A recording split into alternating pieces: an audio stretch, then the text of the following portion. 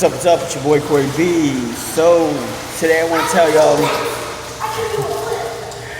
yesterday, man, your boy's hanging out poolside again, kicking it with my little guys.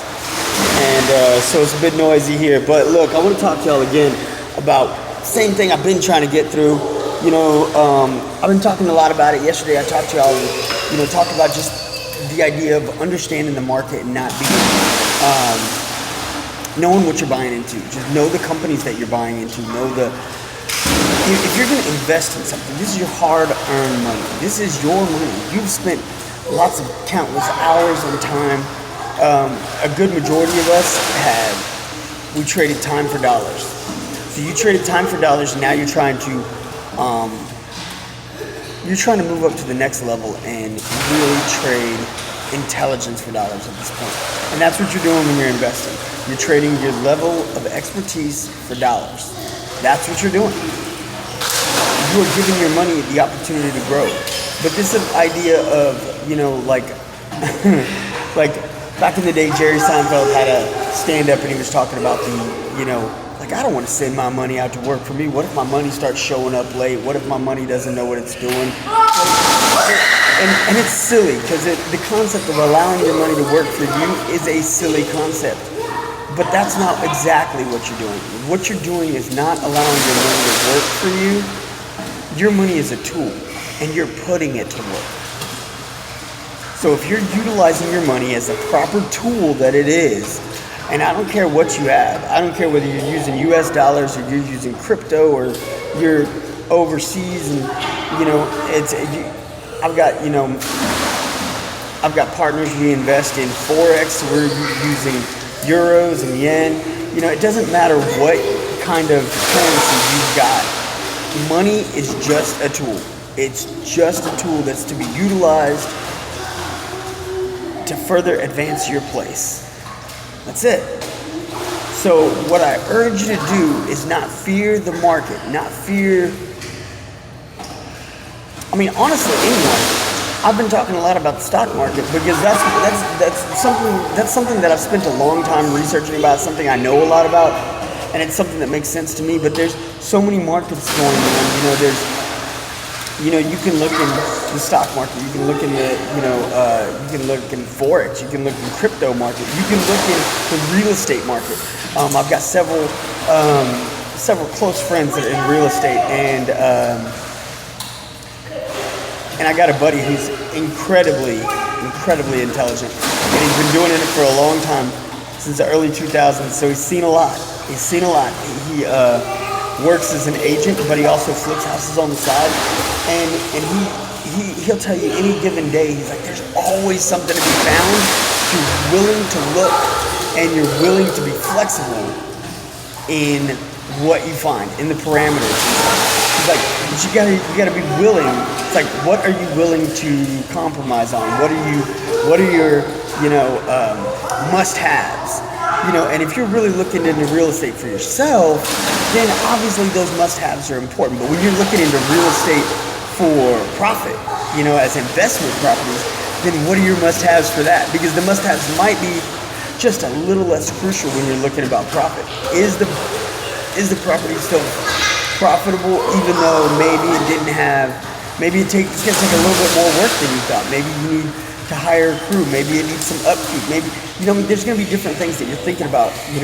Are you planning to flip it or are you planning to rent it out? There's definitely a lot of things to think about, but whatever market that you're wanting to invest in, I urge you to not stop reading. Don't fear the market. Don't fear what's going on in the economy right now in our nation, in the world, globally, nationally, any of that. Don't get afraid. Get educated. That's what you got to do, because you can overcome all of this if you take the time to learn. Take the time to learn. All the greatest minds will tell you that. People far more brilliant than myself.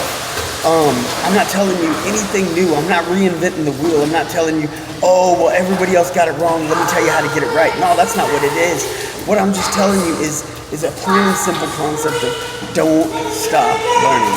And don't be so afraid of what you're seeing on the news or on social media or anything like that about, oh my gosh, well, they said this or they said that. Okay, they said. What are the credentials of they? Have you taken the time to follow up on they and figure out what they know? Have you figured out what they're quoting to you and what they're saying to you? Does it have merit? Is it valid? Is it a temporary setback or is it a long-term thing? These are all things that when you want to put your money to work, you need to spend time learning about. You really got to focus on it. You really got to do your own research, your own due diligence, and make sure. And you know what? If this isn't your expertise, that's fine. You can get advisors, but be sure you know the advisor that you're trusting to handle your money. Be sure you know them not like they're your buddy, but that they've got experience, that they've got a background in this, and that you trust them to be handling your money. This is your future we're talking about. This is your retirement. This is your kids' college funds. This is maybe you're not saving up for your kids' college funds. Maybe you're saving up for your kids to,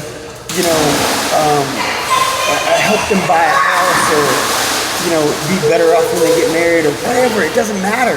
This is your money. It should matter to you. It should matter to you where it's being used, how it's being used. And, I urge you, don't fear what's happening. Get educated. There's a saying, recessions build millionaires. It's true. Why do millionaires come out of recessions? Because recessions are a problem. Recessions are something that's going wrong in the economy that took things towards a negative turn. And once that negative turn happens, how is it corrected? What's going on in the world that needs to be addressed? And see, it's the people who choose to learn, choose to capitalize on those moments that come out on the other side. And I'm not saying like, oh, well, you should take advantage of the weak or the poor or anything like that. What I'm telling you is that you should utilize the opportunities to grow and progress and develop and take yourself and your family to the next level. Take some people with you. That's what I'm doing. It's not like a selfish thing. It's not an ugly thing. It's a beautiful thing that you can capitalize on the downfall of something. And it seems like, I feel like too many people might take this as the wrong way, but it's not.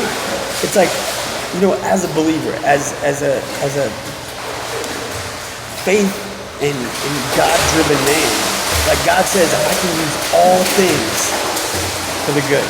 God can take all things. It doesn't matter what's going on in the world.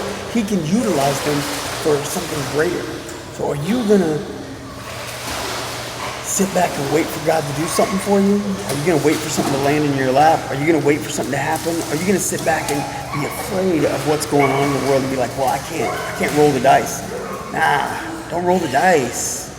This isn't craps. This isn't the lottery. This isn't gambling. It's real simple. Learn the market that you want to put your money into. Get educated and don't stop learning because there's always more. I don't care who you are.